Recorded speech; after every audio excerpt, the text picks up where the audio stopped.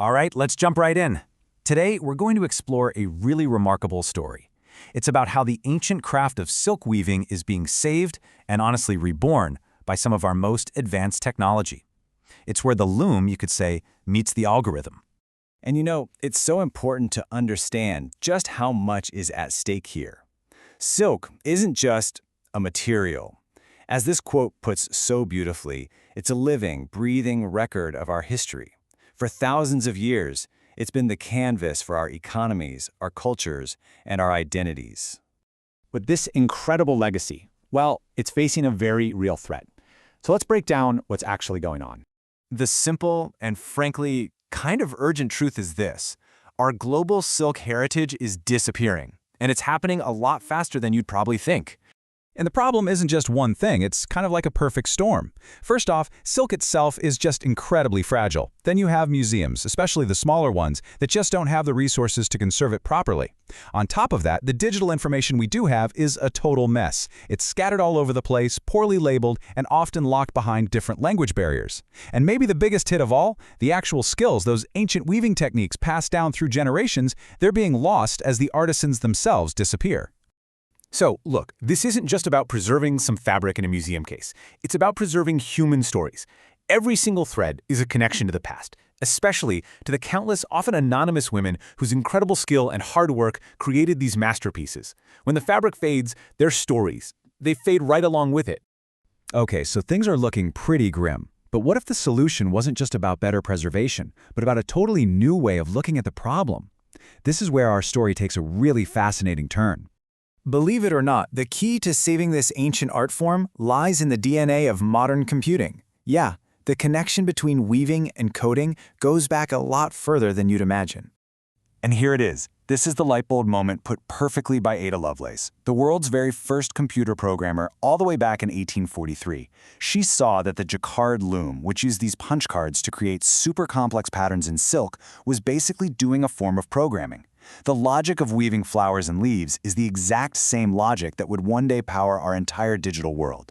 So this amazing historical link became the philosophical backbone for an absolutely incredible initiative called the SILKNOW project, which took this idea and turned it into a real-world solution. SILKNOW is a huge deal in a field you might not have heard of called digital humanities. And the basic idea is really powerful. Let's build these sophisticated digital tools not for business or science, but to preserve, study, and share our collective culture and history. And the impact? It's huge. I mean, just look at the difference. Before SILKNOW, you had museum data scattered everywhere. Now it's all in one single unified place. You had language barriers making research almost impossible. Now a multilingual thesaurus just breaks them down. Ancient weaving techniques were literally vanishing. Now a virtual loom can digitally archive them forever. Heritage that was locked away is now open and accessible to absolutely everyone. And here are a couple of these amazing tools. On the left, that's the thesaurus. It's not just a dictionary, it's like a universal translator that standardizes all these complex historical weaving terms across Spanish, English, French, and Italian. And on the right, that's the virtual loom, which can digitally reconstruct a historical piece of fabric, thread by thread, just from a single photograph. It's incredible. And this is where it starts to feel a little like science fiction.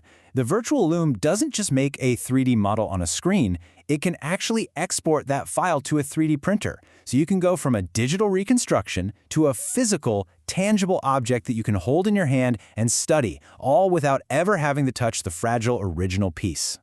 So, okay, we've preserved the techniques. That's amazing. But what about the bigger picture?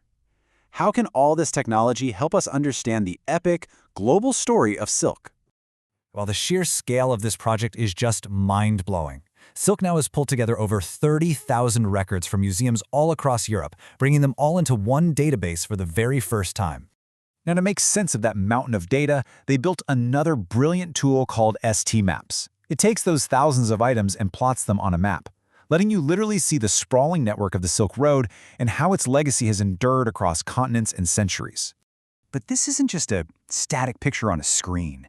No, it's a living map. You can zoom in, you can filter by time, by technique, by material, and you can start to discover connections and patterns that were completely invisible before.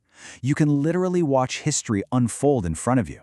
But here's the thing, and this might be the most important part of all. This project isn't just about creating a perfect digital archive. It's about using the past to ignite the future. The ultimate mission here, the real goal, is to transform all this rich heritage from a static collection into a dynamic resource, a launchpad for new ideas, new designs, and a whole new generation of artists and innovators. And this is what that looks like in the real world. On the left, you got a sketch from designer Patrick Wojciechowski, inspired by historical patterns he found through SILKNOW. And on the right, that's the real garment. He worked with technicians to create a completely new kind of textile by 3D printing directly onto fabric. The past isn't just being remembered, it is literally being woven into the future. So the project's legacy is just incredible. It's inspiring students in fashion and design. It's pushing the boundaries of technology, like 3D printing. It's creating a model, a blueprint for how we can save other types of cultural heritage. And maybe most importantly, it's building bridges between worlds that didn't always talk to each other: museums, universities, and the creative industries. So it leaves us with this one big, powerful question, doesn't it? The story of SILKNOW proves that technology doesn't have to erase the past. It can be its greatest champion. If we can do all this for silk, just imagine all the other lost arts, the forgotten stories and the fading traditions we could potentially bring back to life and share with the entire world. What should we save next?